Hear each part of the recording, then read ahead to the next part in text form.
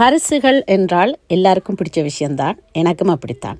எங்களோட வீட்டுக்கு வந்த பிலோமினா அம்மா எனக்கு ஒரு பரிசு கொண்டு வந்தார்.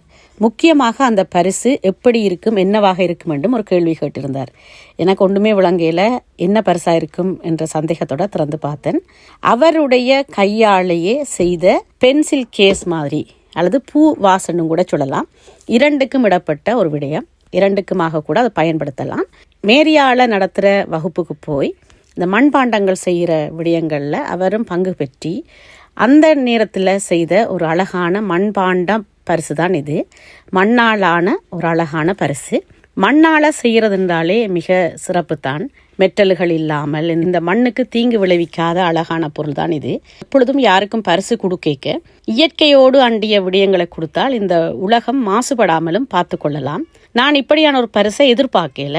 இன்றைக்கும் என்னுடைய மேசையில் அவருடைய அழகான பரிசு நிறைய பேனாக்களை சுமந்து என் மனசுக்கு இன்பமூட்டி கொண்டிருக்குது.